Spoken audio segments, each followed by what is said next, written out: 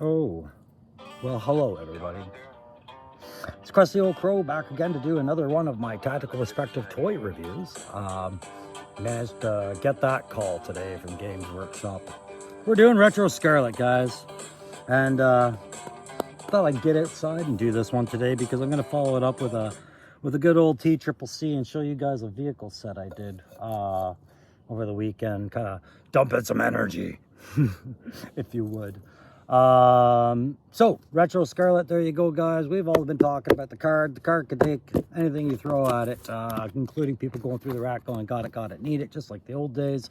It's got the wave release on it, not like what it should be, but like we remember it, right around that file card, right? Like the retro line does a better job of bringing you back, I think, to your childhood if you were the 80s, you know, OG 13 kind of kid I was, like a few of you are. You know, this card accomplishes that sensation of being with mom or dad or grandma or grandpa, whoever, and going through that rack going, got it, need it, want it, get it, right? So Scarlett, I got the call today, said I'll come get it. Needed a good fig today. You know what I mean? So you guys know how I do it on the Tactical Perspective, and if you like these tactical perspectives, and you can see that I'm suffering through a lot of mosquitoes to do this one today. Love Canada.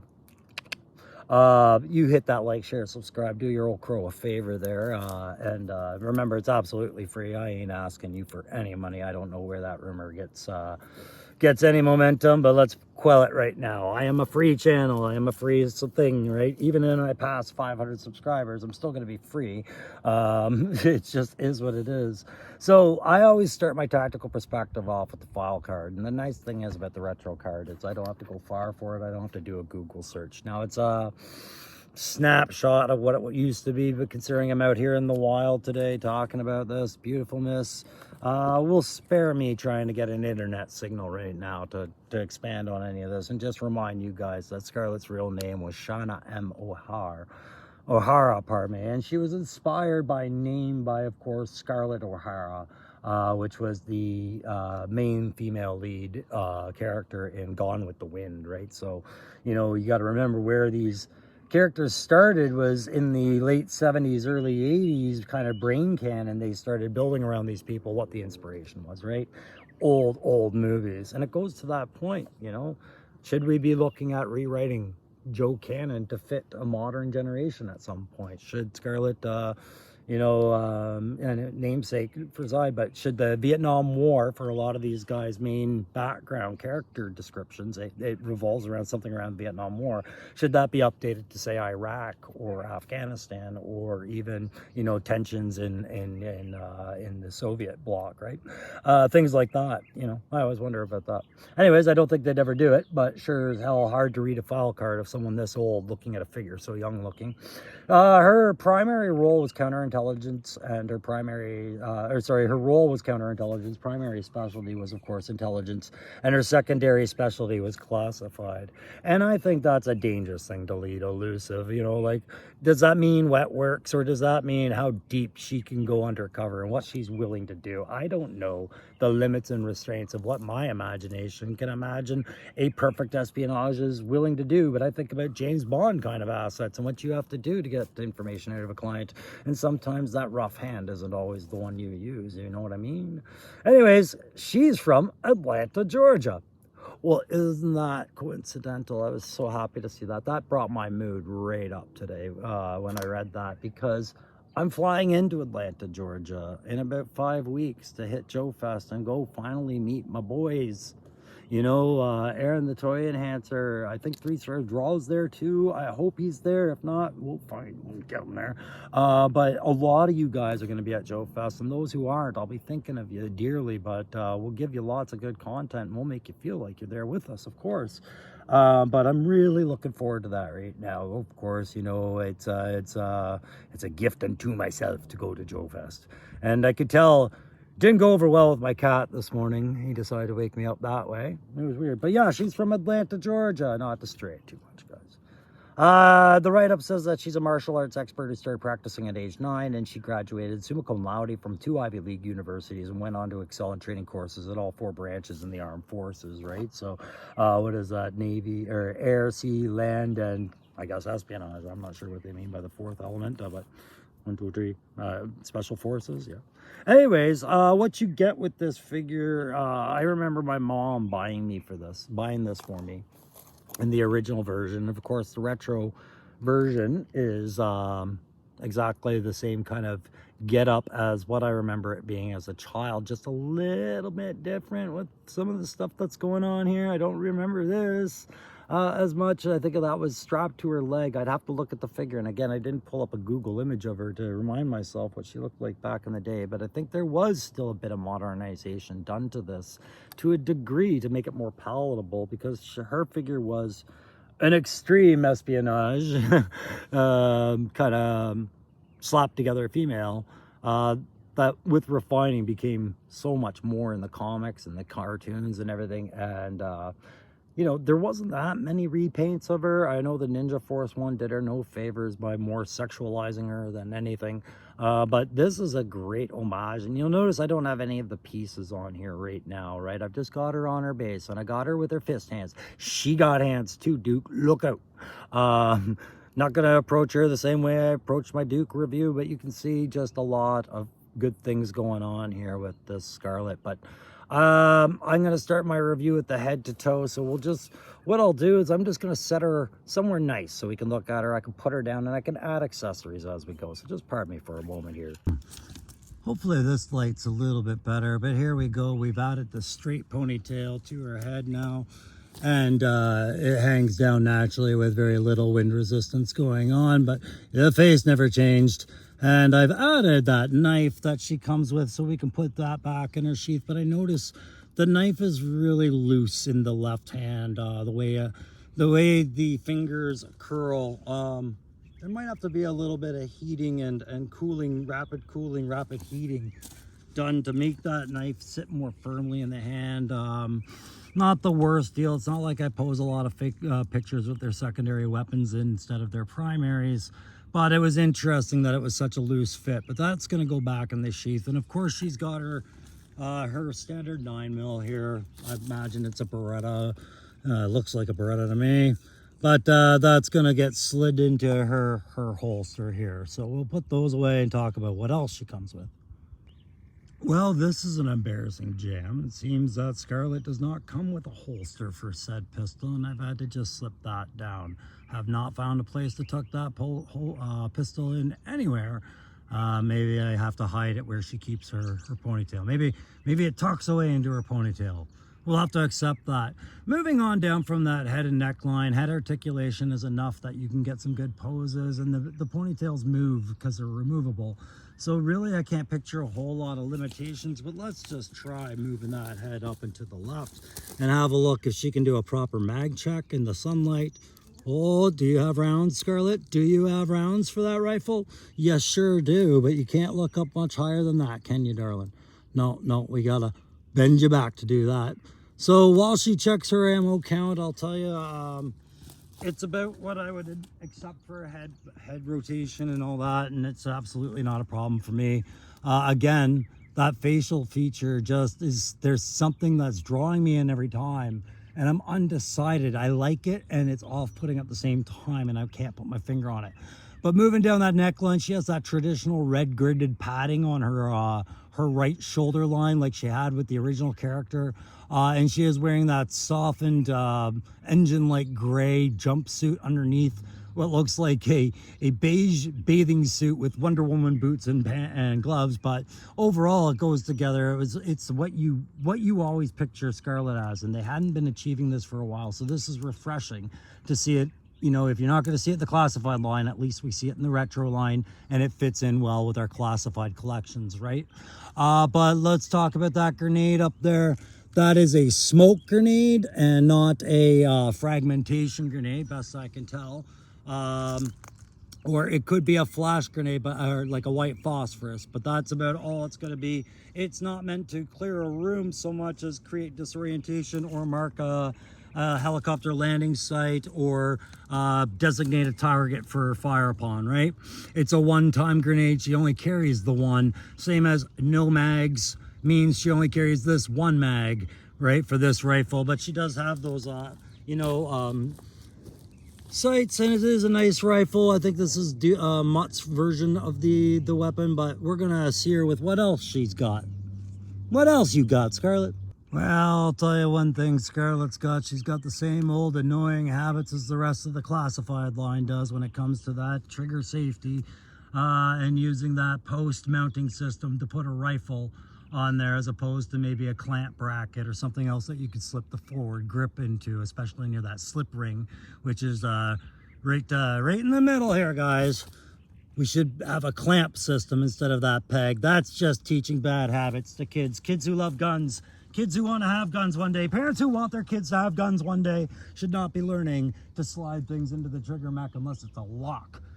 That is it, and you're putting it away for the night. Yeah, definitely don't have it as Scarlett has it. But she also has the standard grunt rifle. I mean, I know it's just your basic Sunbow and Deep Laser rifle that, you know, fans of the cartoons must have. Fans of the comic book don't really care. It's just a nice thing to have in that collection, I suppose. And it is nice that they've included so much. But I'll tell you, boys, I'll tell you, girls, if you're there, I'll tell you, anybody, whatever you identify with, I'll tell you, Rock. She's got way too many guns. So here she is with another weapon. Her crossbow this time, except she's got a twig in her face. And it's not, I would say, a grand improvement over the previous crossbows she's been packing over the days.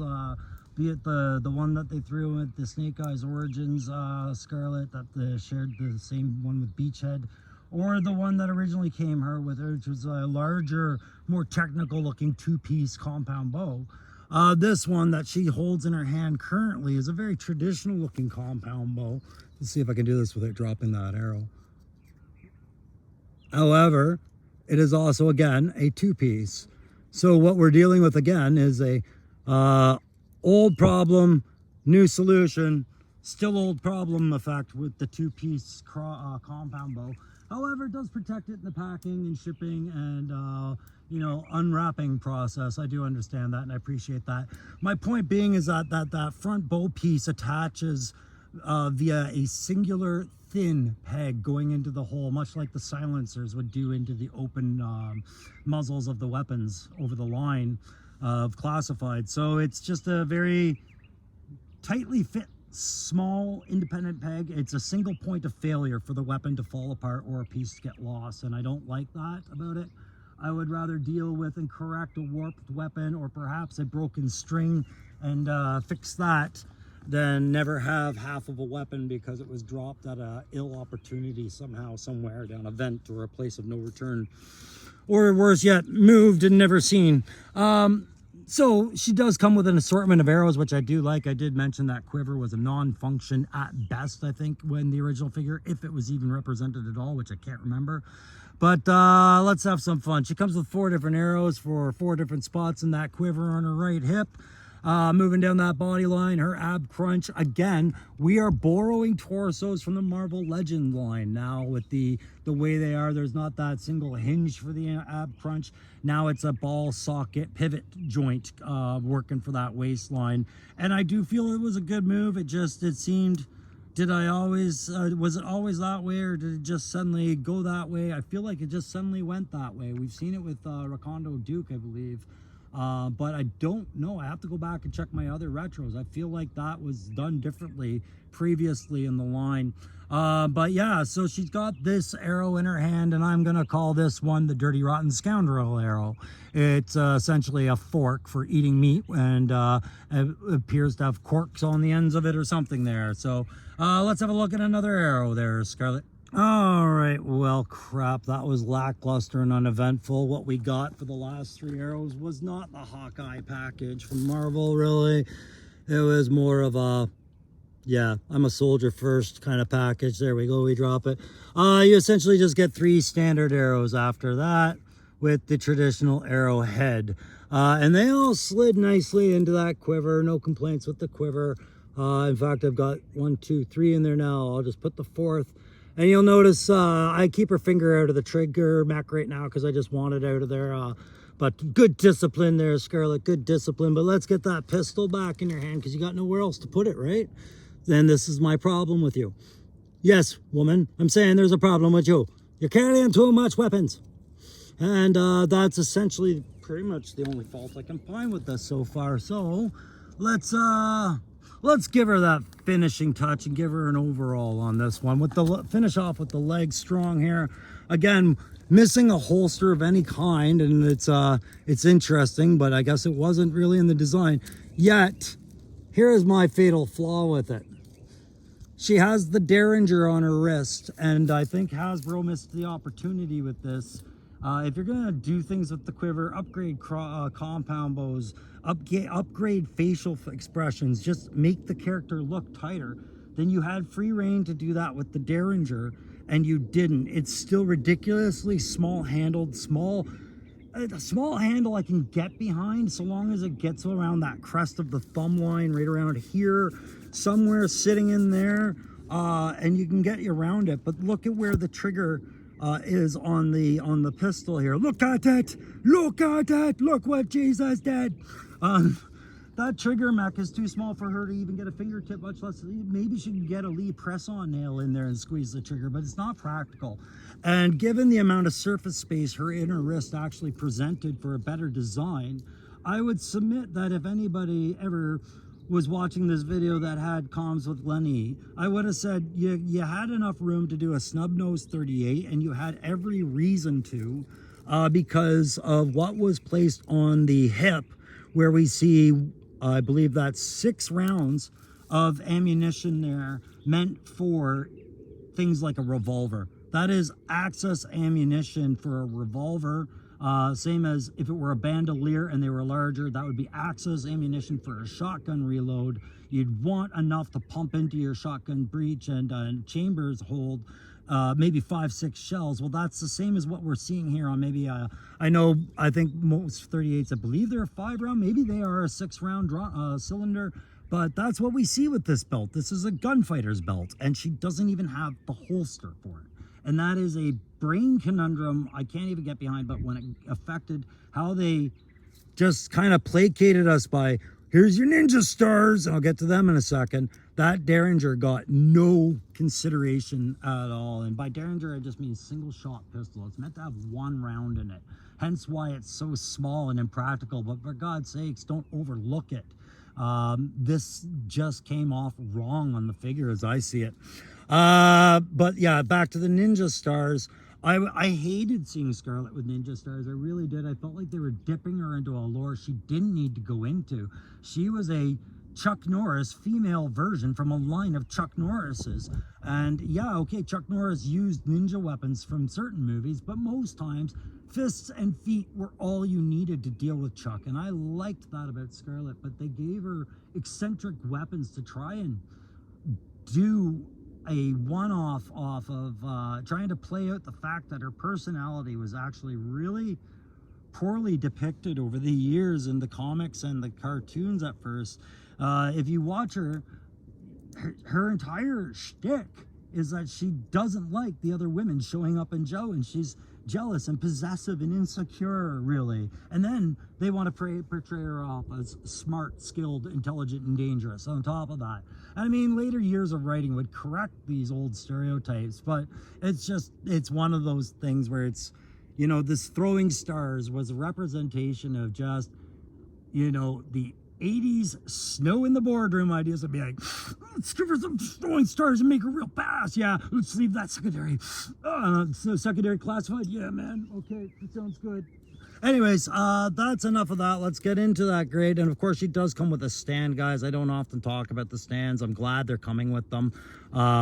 However, you know, when classified's not and retro is, it's just a reminder of sad differences that don't need to exist but do. Nonetheless, talk about the grades. For a play grade, you've given her more than enough weapons, and you've made the crossbow, or compound bow, I should say, crossbow. Pardon me, I had it right the first time. If I've been saying compound bow, I apologize. But her crossbow, you've given it a lot of play function, but you've made it a very delicate system in unnecessarily making it a 2-piece for the reasons of protection, I guess, in its packaging.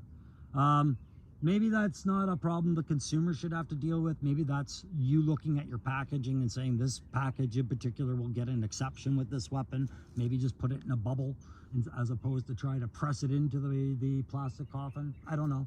I don't know what the solution would be, but I don't think this was it with, again, that single point of failure pin and hole system to represent a firm assembly. I like the look of it well enough. I think it's the better looking crossbow that she's come with, I guess. But really, I don't care for crossbows enough to state a hard opinion on it. The extra rifles she's coming with, I'm just glad to have them so I don't have to depict her with a crossbow. But again, that frustration of just places to put weapons, and so many weapons with her. But, you know, the other part of this is the retro line, and we're supposed to be doing the homage and paying attention. So adding all these extra weapons and everything is nice, but it's not really paying in line with the retro figures so much. It is still updating things. It's just keeping the look, right, and adding to it as opposed to changing it per se. But this is the first figure where I could say they've changed enough that I noticed. And what they changed isn't what needed changing, really. So on a play grade, I'm going to give it just a simple 3.5 because I feel like that bow is it's a paper dragon, it's a low-hanging fruit, and then it's a liability in the way things will get lost. But the quiver does compensate for that, for the way you have a place to put the very delicate arrows. But again, we have nowhere to place the pistol. We have nowhere at all to holster that thing, and nowhere to explain the extra rounds on her belt. There's logic flaws at play. Too many weapons actually detracts, but it gives you lots of things. So yeah, I'd say a 3.5 on play. On tack, I'm gonna go with a 3 on tack. Her character never made a lot of sense as far as how they threw the kit together, aside from just saying some espionage agents you just can't understand. But you know, did it have visual appeal? It absolutely did. But tactical sensibility of bringing a crossbow to your primary function as a combat espionage agent, as opposed to, say, silenced pistol, MP5, all that other modern, you know, match force for force kind of stuff. If I told you had to go fight a gang tomorrow, would you bring a nunchuck when you had access to, you know, an AK-47? Because you know they're bringing the AKs. They're not bringing nunchucks. It's that kind of thought process, right? So the tack grade, I'm just going to go with I'll say 3 on that.